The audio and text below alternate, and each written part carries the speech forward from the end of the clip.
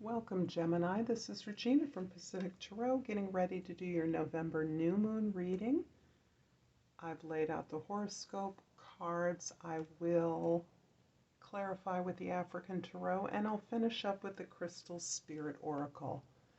Before I get started, I would ask if you resonate with this reading, if it's useful or entertaining, to please like and subscribe to my channel. And I thank all of you who do all that you do to support me. It's deeply appreciated. So thank you for that. Let's get started, Gemini, with your overall energy for the first half of November. The new moon in Scorpio occurs actually at the very end of October. So this reading is intended to serve you for the first half of November. The Queen of Coins is indicating your ability to channel your resourcefulness thoroughly through your own experience of stability, security, abundance, through to the generosity and ability to invest as you see necessary. Your generosity comes out of this tremendous experience of abundance and prosperity that you're experiencing, and your ability to model resourcefulness to others. That is the everyday ongoing act of taking what you have and making it into what you want. Understanding how to be productive and profitable is something that is a focus for you at this time, Gemini. In your 10th house, we have the Hanged Man. You are concerned with the expansion of the way that you're thinking. You're aware that you are not necessarily able to perceive all the opportunities available to you at this time. You're understanding that you need to shift your thoughts, how you're thinking about things, particularly your position in society, your place in your community, the work that you're doing, perhaps the leadership that you're providing for others. These are areas where you are recognizing that you must expand the way you think. You must open up to new ideas and observe, stepping back and observing, even creating and cultivating that inner observer that observes yourself in action, the things that trigger you, the things that trigger a repetitive behaviors or words or attitudes that do not reflect your authentic intentions and don't serve you any longer. In your first house, we have the Devil card, and the first house is where you're focused. So you're looking very critically at toxic behaviors that you have been carrying within. Again, this goes back to your own behaviors, your own actions, the words you use habitually that don't get you what you want. This can be toxic behaviors, addictions. This can be anything, relationships, the friendships or relationships you're cultivating, containing people that may encourage you to not consider the needs of others around you, but to focus very narrowly on your own personal goals. The Devil is really you even upholding a very conventional or conservative, traditional organization or structure that doesn't serve the people it's meant to serve. So you're finding your way in this focus to root out this behavior. You're recognizing that you contain this toxic behavior that is blocking your abundance and blocking your resourcefulness. In the 4th house, the Hierophant in the house of your home is indicating that you have a deep lesson to learn, And this is about your family of origin, the way you were raised, quite possibly. This is you really learning from generational patterns, uh, family trauma. This is you understanding that it is the way that you were raised that allowed you to believe that things were a certain way, that you were expected to conform in a way that didn't serve you. And as a result of that, you may also require others to conform to your needs, your obligations, your expectations in a way that does not serve them. There's a sense that you have a leadership position here, and hence these are all major arcana cards so far. So this is a very big deal. You're looking at something and learning from something, perhaps through the experience of family members, where you're actually understanding that you can help others in your family, as an example, on your team at work, among your peers, your collaborators. You're able to educate yourself so that you can share what you're learning about this unhappy, unproductive pattern or habit. In the seventh house, the house of significant others, we have the Page of Coins or Pentacles. And it's interesting because this is a place where you understand you must learn. It is in your relationships, not just with significant others, but with your significant goals, where you are allowing yourself to start from the beginning. You're recognizing an opportunity for what it is, and it's in alignment with what it is you want. You're questing after greater abundance, greater prosperity, and productivity.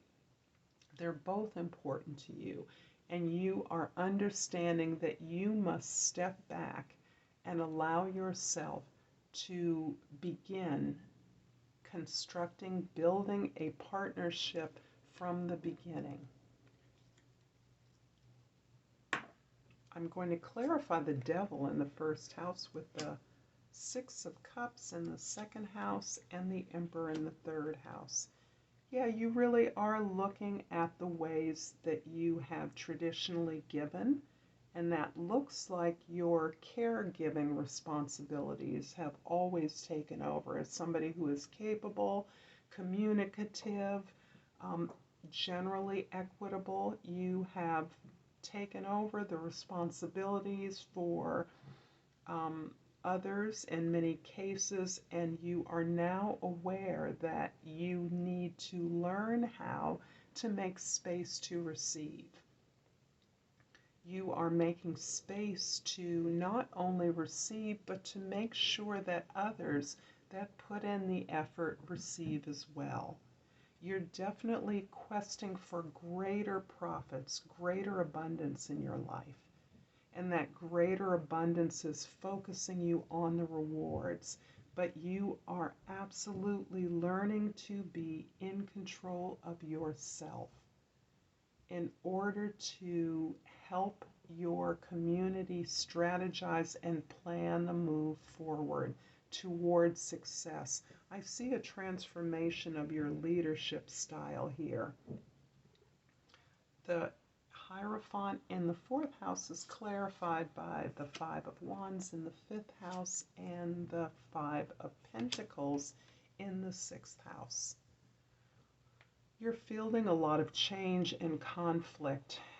This can be in your domestic space. It is likely in your work environment as well. Wherever it is, you are attempting to bring a group together to work together to solve a problem. And this has been challenging for you because you've learned a very hierarchical model of instruction and compliance. So you are now recognizing that by agreeing with a team to work towards solutions with no one having the answer, but all members working together in a kind of learning lab that you can seek and gain the resources you need to move forward, to solve a problem. You're very aware that your former idea, again, about the way things should work does not align with your values. You are aware that you must ask for support, you must seek support. And as somebody who is used to being a boss, this has been difficult for you in the past, but you're learning that this is a boss move. Asking for help is the way that you become competent, that you lead others, that you allow your team to work with you on problems. And this is, again, a change in your leadership style or simply in the way that you work with others. You are attacking those personal beliefs that have led you to believe that you were not enough, that you didn't know enough, or that you didn't, that you weren't adequate to the task somehow. And maybe you have masked that by an adherence to a very traditional hierarchical style. However, that is changing. You're realizing that that style is not in alignment with your values now. And you are so relieved to be able, no matter what your position is, to be able to start at the beginning, learn new ways to do things. The Page of Coins in the 7th house is clarified by the Magician in the 8th house and the Empress in the 9th house. Well, things are definitely looking up. You are gaining through this tremendous work that you are doing to this place of clarity about who you are and what you are capable of. You are shifting your sense of faith in yourself, the sense of empowerment to address indeed this ability that you have to constantly generate new ideas, to constantly streamline these ideas, to streamline your resources to feed into this abundance, this generation, this way in which there is no waste, not only in what it is you produce, but the way that you produce it. This is a magnanimous opportunity for you to not only alter and shift your values of leadership, but for you to understand how to attract the resources and solutions to you that you need to affect this vision that you are gaining, you're creating. You are building something new. You are looking at generating wealth with others. This is a specific goal. If not now, it will be in the future. And you have a way in which you are learning to galvanize a team together to pursue that. The Hanged Man in the 10th house is clarified by the High Priestess in the 11th house and the 10 of Cups in the 12th house. This reading started out very rough, but it is ending in this beautiful resolution. We have the 1, the 2, and the 3 higher arcanas. We have the 4. We have the 5.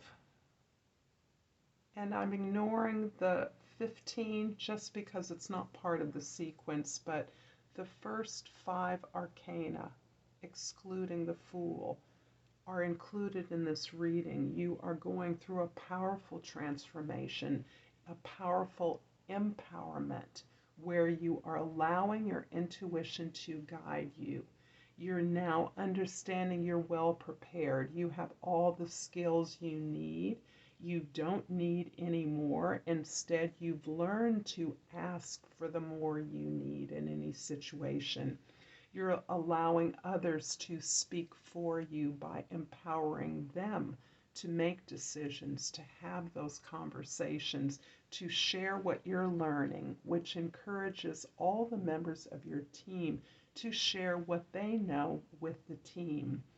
This unfoldment of a new set of goals, a new perspective, a new enterprise, a new creation is giving you the kind of lifelong satisfaction that you have always sought.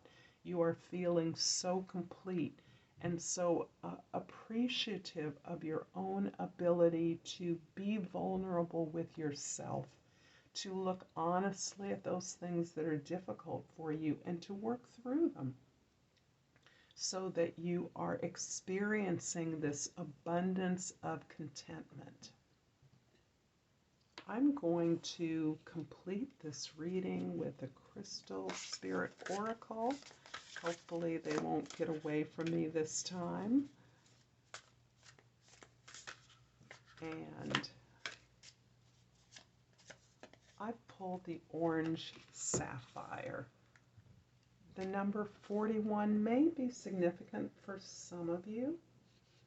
And I'm just going to read the meditation of this particular gemstone. Orange sapphire is very effective in stimulating the second or sacral chakra. It can assist those who desire to experience the sensuality in life, as well as get the creative juices going. It asks us to explore the world through our senses, silken fabrics, chocolate melting on the tongue, the feel of finger paints as we create on a canvas.